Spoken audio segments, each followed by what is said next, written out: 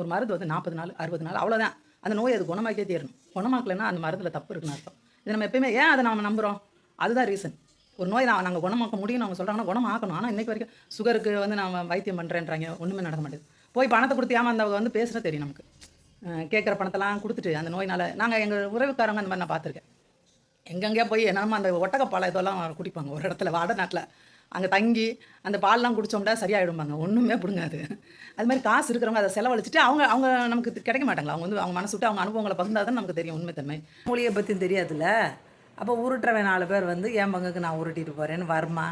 அப்புறம் இந்த மாதிரி சாமானிய சனம் மாதிரி அடையாளப்படுத்திக்கிறவங்க இந்த மாதிரி ஆளுகளுக்கு அவங்களால எவ்வளோ முடியுதோ அவங்க ஒரு 10,000 ரூபாய் பிடுங்கினாங்கன்னா இவங்க ஒரு 1500 ரூபாய் பிடுங்குறாங்க.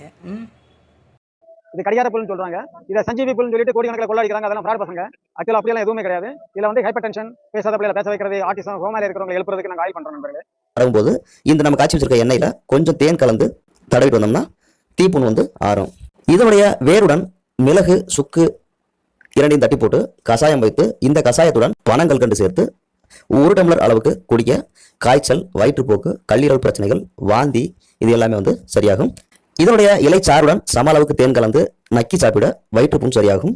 இதனுடைய இலைச்சாற்றை நல்லெண்ணெயில் காய்ச்சி தலைக்கு தேய்த்து சீயக்காய் போட்டு தலையலச தலைச்சூடு, கண் நோய்கள், தலை சார்ந்த இன்னும் பல நோய்களும் குணமாகும். கடவுளை நம்புறவன் மாந்திரிகம் வசியத்தை நம்ப மாட்டான். கடவுளை நம்பாதவன் தான் மாந்திரிகம் வசியத்தை நம்புகிறான். ஏன்னா கடவுள் வந்து எதுவும் நமக்கு செய்ய மாட்டார், பொறுமையாக இருப்பார், வேடிக்கை பார்த்துட்டே இருப்பார் அப்படின்னு அவன் நினைக்கிறான். அதனால குறுக்கு வழியை கண்டுபிடிக்கிறான். மாந்திரிகம் பண்ணாலோ வசியம் பண்ணாலோ நம்ம நினச்ச காரியம் நடக்கணும். கண்டிப்பாக அப்படி ஒன்று நடக்கவே நடக்காது. அதை பண்ணுறவனுக்கு தான் லாபம். நீங்கள் தான் போய் பணத்தை கொண்டு போய் அவன்கிட்ட கொடுத்து ஏமாறுறீங்களே தவிர மருந்துன்ற பேர்லேயே அவன் கொடுக்கறது உடம்பை குணமாக்குறேன்றதும் ஏமாத்துறது தான்.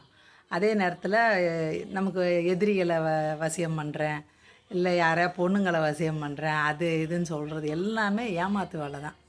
நம்ம ஏமாறுற வரையும் அவன் ஏமாற்றிக்கிட்டே தான் இருப்பான். எல்லாத்துக்குமே ஒரே ஆயில் தான். Phone number 770-830-6964. அந்த வாய்ஸ் மெசேஜ்ல வாட்ஸ்அப்ல மாத்திரம் வாங்க ப்ளீஸ். கடைசியில் தேடி பார்த்தா ஒட்டு புல்லுங்க. நாங்கள் கிராமத்தில் இல்லை கம்மாயில் எங்கேனாலுமே நீங்கள் பார்க்க முடியும்.